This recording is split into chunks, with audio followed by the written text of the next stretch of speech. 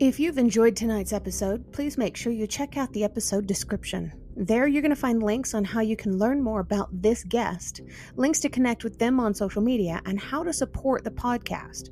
Remember, I don't get paid to do this. My boss is a bit tight-fisted, but I can say that I work for myself.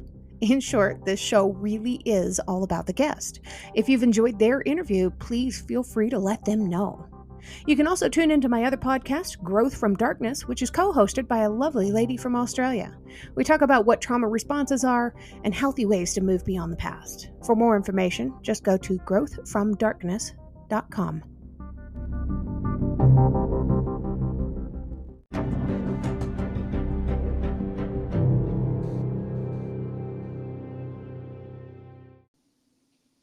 Welcome back to the podcast. As always, I'm Amanda Blackwood, your host. I have a fascinating person with me today. Her name is Terri Kozlowski. Is that right, Terri? Kozlowski, because I lost the key. Kozlowski. I love that you wrote that out of the phonetic spelling, because I lost key. That is such a fun name. But with your background, and we're going to get into that here in just a moment, it's, I'm sure, probably an unusual name for you to have. Yes, because that is my married name. I had a feeling. I was going to ask, is this, it's married relational. Very cool. It's an interesting last name. It's very neat. Thank you. So tell us a little bit about who you are. Start with where you're originally from. Where'd you grow up? I'm originally from Pennsylvania, but I'm an Army brat. So I grew up a little bit everywhere. So I started off in Pennsylvania, ended up in Europe for a couple years, and then came back to Maryland, and then went back to Pennsylvania. So yeah, I've been a little bit everywhere growing up. Goodness. Yeah, I can definitely relate to that. My father was Air Force. I was actually born in Germany. So in your family history, you are one of our very proud Native Americans, right? Yes, I am. Very cool. I think you are only the second Native American I've ever had. Uh-oh. You okay? Yep, we're good. Okay. I think you're only the second Native American I've ever had on my program. So this is pretty cool. Good. I'm glad to be represented. Yeah, absolutely. I'm happy to have you. So tell us a little bit about what kind of trauma did you have in your background that kind of threw you in the direction that you've headed in life? My mother and I have a long history of trauma. So she was traumatized as a child. Her dad was killed when she was little, and then she was given up for adoption when she was a teenager. And when she was adopted by missionaries. And they were very kind people who wanted to give these three teenage girls a better life. But in doing so, they ripped away her identity.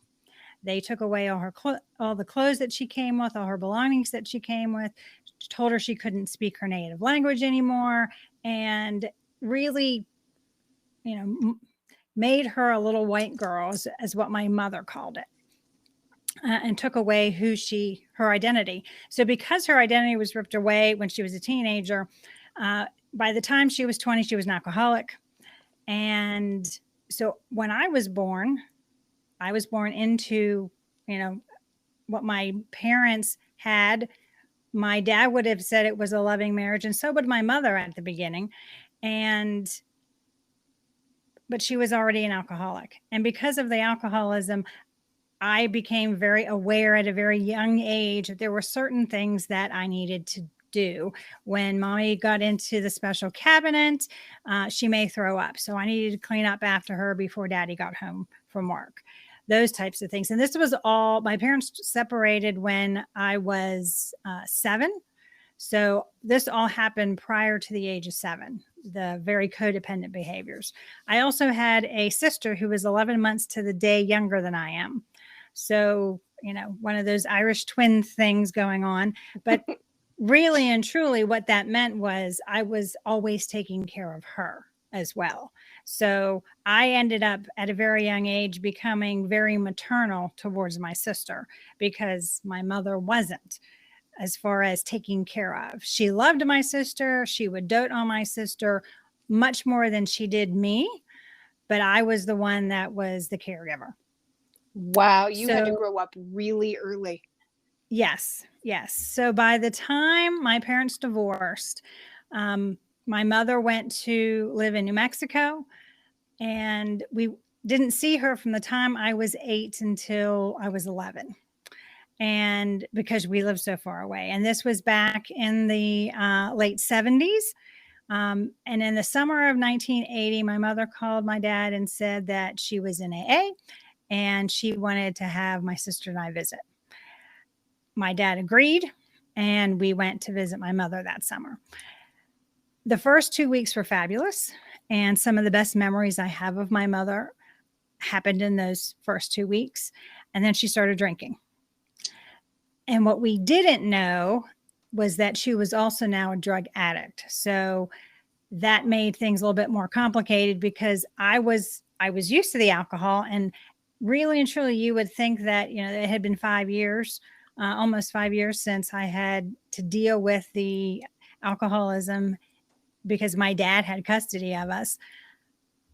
But immediately, I mean, just like a snap of a finger, that all got triggered and turned back on. And I was pouring drinks and dumping drinks. I was a little hostess because my mother, of course, had friends come over because they were supplying the drugs. She was supplying the alcohol. So I was playing hostess. And one night, everybody was what I thought passed out. And when I went to bed, I was locking the door, our bedroom door, now that we had strange people in the efficiency apartment. Yeah. And I ended up waking up with a gag in my mouth and my hands and feet tied. My sister was laying next to me in the bed, but I found out that they had drugged her, and she slept for 3 days.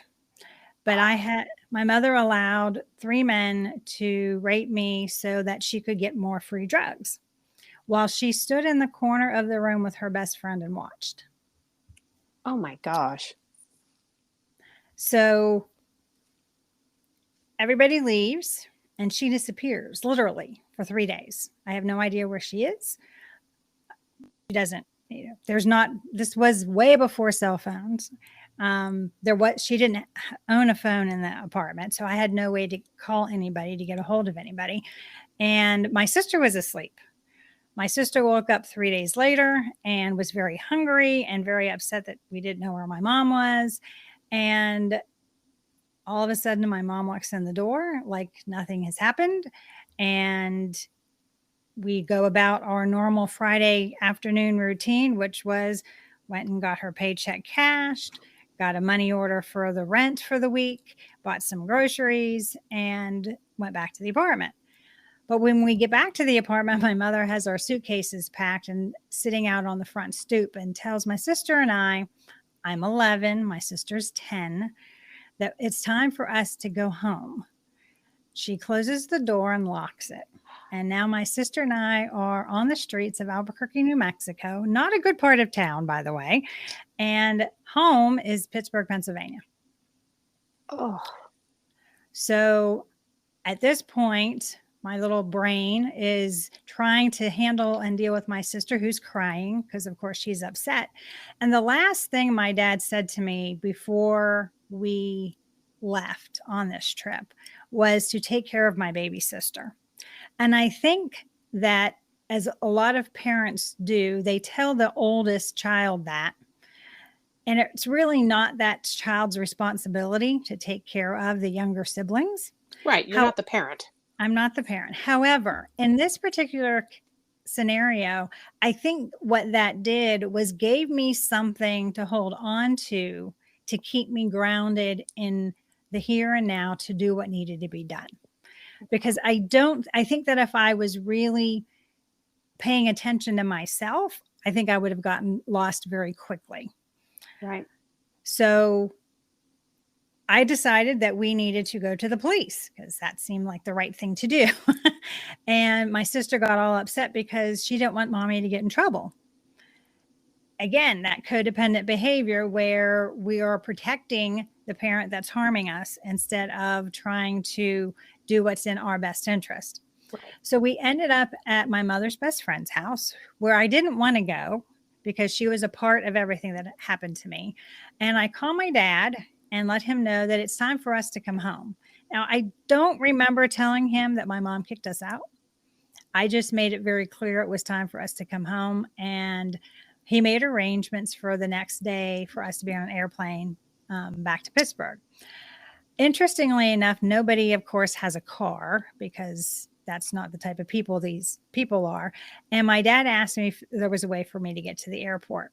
And I said there was, because when we arrived, the first day we arrived, there was a man with my mother named Alan. He was a cowboy with a cowboy hat and cowboy boots and a big cowboy belt buckle.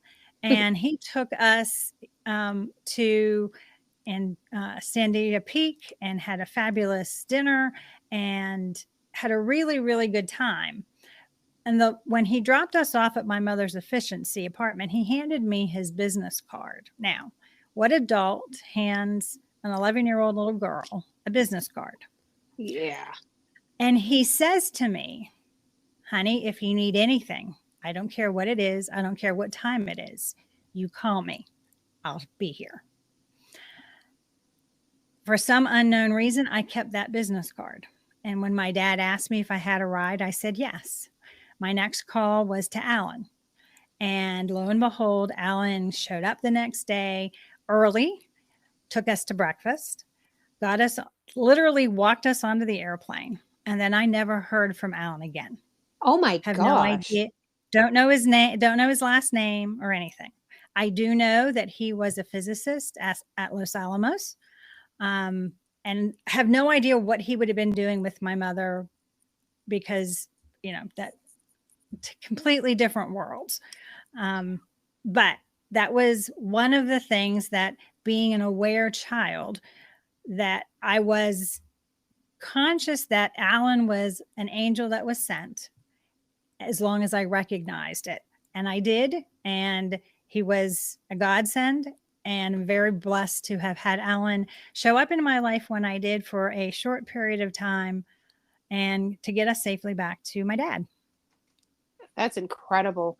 It's such a shame you haven't been able to find him. Do you think he had some kind of like an understanding of what your mother was going through so that he knew that he needed to be there for you guys?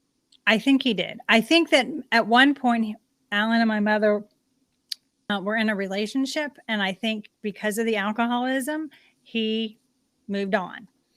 Yeah. And I think the reason he showed up was, my mom asked if she needed a ride and who she was picking up. And, Alan knew that maybe it wasn't a good thing for my mom to be alone with two small girls.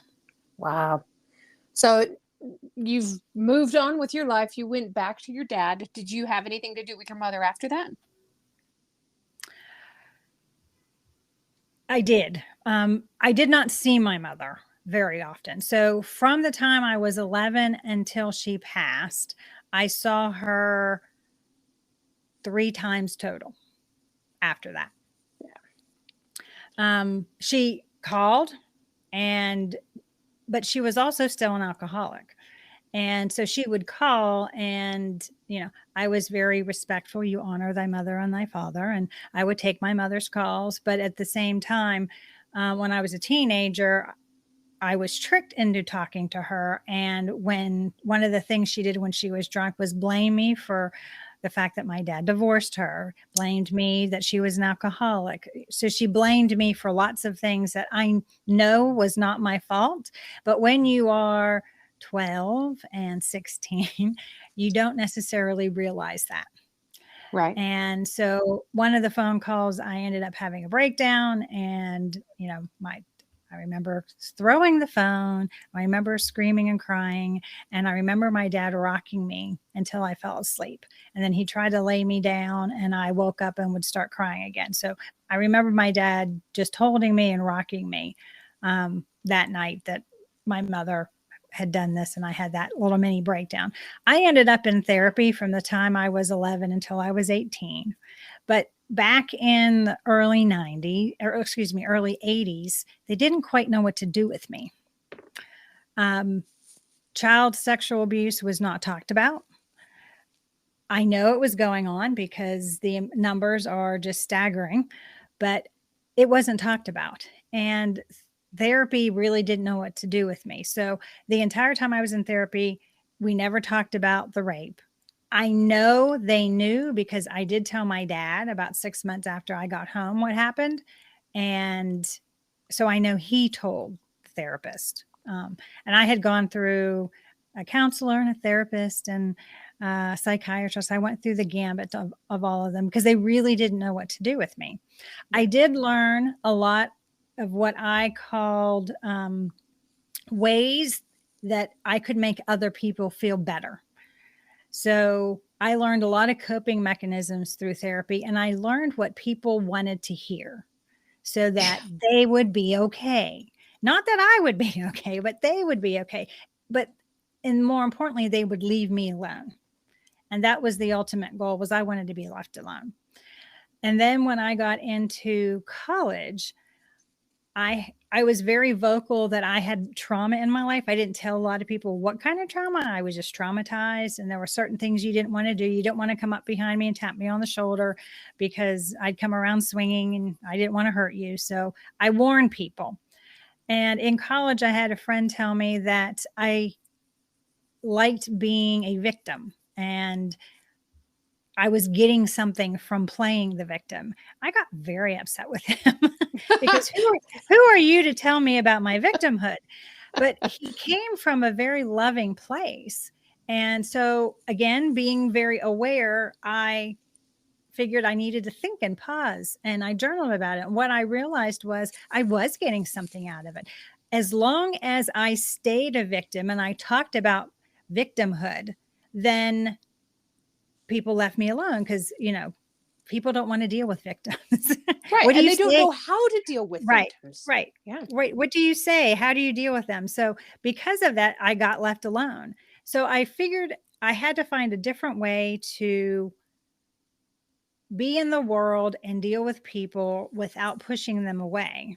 And that day I became a survivor. And in becoming a survivor, some certain things happened. Number one, I took responsibility for my life from that moment forward. And what I meant by that was I couldn't blame my mother or the rape for the choices I was making now.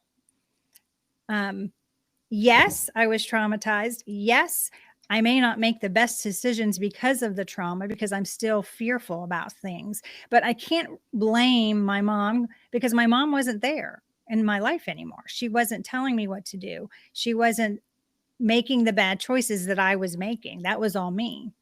And the second thing that happens is it empowered me. I realized I got my power back because now I was making the choices, whether they were good or bad. I was making those choices, and therefore I had the power that you feel is taken away from you from when you're traumatized. You feel like you need to get that back somehow, and you don't ever think you're going to get it back. But really and truly, the only way to get it back is to realize and take responsibility from whatever moment you become a survivor and move forward. Right. Does that make sense? Absolutely. Yep. That is absolutely beautiful. Now, I lived in a state of victimhood myself for quite a while after I escaped human trafficking and just kind of floated around and scraped by surviving. Yeah. But surviving is not the same as being a survivor. And it's certainly not the same as living. Correct. And, we're all meant to be here in Earth School to live and thrive. And just because bad things happen and we are traumatized doesn't mean that we aren't supposed to do more and be more, because we all came to Earth with a purpose. We all came to Earth with a passion, and we're supposed to continue on despite whatever tragedy has happened to us in the past. Yes. Yep. What all have you done since then, since you decided to become a survivor, to really kind of jump into the deep end of that pool and really learn what you needed to figure out? The main thing was learning how to recognize that a lot of what was going on inside my head, I was causing. And for example, my mother passed away in 2012, and yet I still kept hearing her voice in my head, that I was, if I was left alone, I wouldn't survive, that I always needed people. And I think it was in 2014, I realized, dang it, she's still in my head, but she's dead. So obviously I'm the one that's pushing the play button on that tape, and I'm the one that keeps pushing it, and I'm the one that keeps listening to it. So what do I need to do to change this? And what I figured out was I could record over that tape. And so now when I play that tape, that's not what I don't hear my mother's voice. I hear my voice, and I hear positive statements. Whether it is understanding that we're reframing the things that were negative in our past to something that was positive. So, for example, reframing the fact that I was raped by 3 men, the reality is I survived being raped by 3 men. I survived being abandoned by my mother on the streets of Albuquerque, New Mexico. So, yes, I was abandoned, but I survived that. And making sure that we look at the positive things that came from that, because any survivor story is full of positive things that have occurred because of decisions that we made along our journey, along the healing path. Right. We're still alive. We need to celebrate Correct. that. We need to recognize why we're still alive and our own resilience through it. Exactly. Yeah. So you wrote this amazing book. I'm going to have you talk about that for just a moment, but what was the inspiration behind you writing this book? There was no inspiration. Let me be very clear. I had been asked to write this book in my 20s, and it was not just no, it was hell no. This was not something I was going to do. And then the summer before I turned 50 years old, I became pregnant with a book. And I sat down at my computer and started typing, and I typed over 170,000 words. My book, Raven Transcending Fear, is only about 60,000 words. So I did a lot of editing. And I think what that outpouring was the final healing process for me to realize all the things that I have overcome. And it was very cathartic and very helpful. And the whole idea was that I wanted to be able to help others with the bridge. They can use the bridge that I've already built, because there is no need to wallow in the pit of despair like I did. There is no need to have all the suicidal thoughts that I did.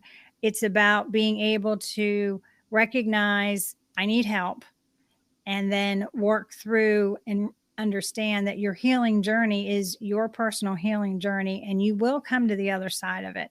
There are ways to move across faster, and there are ways not to stay in the pit of despair for as long as I have. And those are things that the book Raven Transcending Fear tells. Very cool. You describe it as part memoir, part self-help guide. I think there's so many people that could really benefit from not just hearing your story, but reading your book and really starting to dig into themselves too. Have you got a part of your book that you would like to read for our audience? I'm going to read the beginning, and the reason is because it really is clear that we need to remember who we authentically are. And just because we've had trauma doesn't mean that our authenticity was ever taken away from us. So here we go. As all children are, I was born unafraid. I came into the world knowing that I am a being of light. I understood that I am worthy. I recognize that I am here to love and be loved. I came knowing what I'm supposed to do, aware of my full potential, confident and ready to fulfill my purpose, moving forward into the unknown without fear. Fear is a learned behavior. This unknown shaped me. The family I was born into in November 1968 was the first unknown I encountered. Born into Earth School, my parents gave me a name, Terri Marie. They gave me a religion, Lutheran. I am born with an ethnicity into a family that has its own set of baggage, and they inadvertently pass on to me. This new family told me who I am, not necessarily allowing me to develop as God intended, as a human being of love.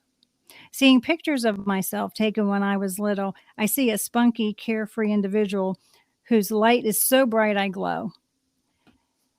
There's a glint in my eye and a big smile on my round, chubby face. The little girl I see in the picture is ready to take on the world with confidence and fearlessness.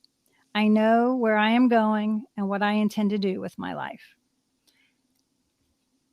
That's the first 2 or 3 paragraphs of the book. And the reason I feel that's so important is because I am authentically who I was meant to be, despite the trauma I've had.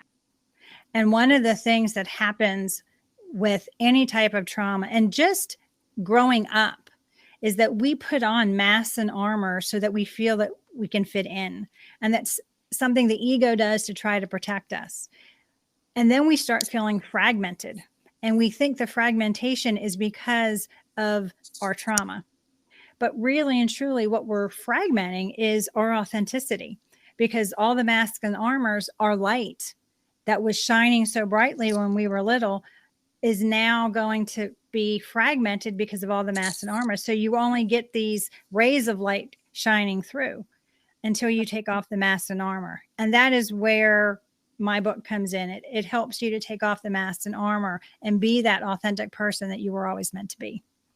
And you know, one of those sheets of armor is definitely the victimhood too. Correct. When you learn how to take that off, you learn how to be more who you're supposed to be, which is pretty cool.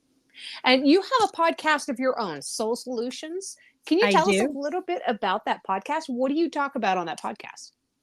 So Soul Solutions is a 15, no more than 20-minute podcast where I give you bite-sized pieces of things that you can put into action in your daily life. So for example, the month of March, we dealt with triggers, emotional triggers, trauma triggers, stress triggers, and ways to overcome those triggers in your life, because it takes practice and you have to have strategies to deal with triggers. And so that's what the podcast is about. It's about giving you those bite-sized pieces that you can implement into your life to help you overcome your fears and limiting beliefs. That is amazing. Thank you for doing that. I know a lot of people really need that. I imagine you probably have a decent following over there. You just gained a few more subscribers, I can guarantee. Thank you. So there's always one last question that I always ask my interviewees before I let them go. And it's absolutely my most favorite question. And after you get done answering this one, maybe you can tell us where we can go to pick up your book. But my last question is, what is one thing that you love about yourself that's not related to your physical appearance? I love that I am passionately in service to others to help them overcome their fears and limiting beliefs. It's something that brings me such joy when I am coaching somebody and they have an aha moment. And even in interviews, my husband always tells me after I do an interview, you're still glowing, because this is where I shine. And all the authenticity that pours out of me, literally my body temperature goes up. I need no blush. If you saw my face, you would see that I am bright red and glowing because I'm passionate about what I'm doing. And because of being your authentic self, one of the things I did after I turned 50 was I let my hair go gray. And since doing that, I have complete strangers coming up to me, literally crossing rooms to tell me how beautiful my hair is. Now, I'm one of those people that think I have really thin, stringy hair. And would spend lots of money to get perms to make sure I had curls or body or everything, because my hair is perfectly straight, which most Native Americans do. But unlike most Native Americans, I have thin hair, not nice, really thick, luscious hair. So for somebody to walk across the room and tell me these things, it's because I am still glowing from my authenticity and that my light is shining so brightly. That's absolutely beautiful. Absolutely beautiful. Thank you. And whenever I post about a podcast, I take the photos of the author, and I do share that also. And I'm sitting here looking at your photo. You're standing here with this beautiful, radiant smile, really cute brown leather hat, beautiful white dress, all this absolutely stunning jewelry, and your silver hair. You've got one strand of this silver hair that has been picked up by the wind, and it's just kind of flowing off to the side. And it just, the second I saw this photo, it's like, oh my gosh, she's just beautiful. I can absolutely see that. I can see exactly what you're saying. And Terri, where can people find your book? My book is available on Amazon, and you can go to raventranscendingfear.com and order it as well. Fantastic. Thank you so much for spending this time with me today. I really appreciate you, and I appreciate your story. And I know that you and your coaching life and your blog and your book, you're going to be able to help so many people. Thank you very much, Amanda. It was a pleasure being with you this afternoon.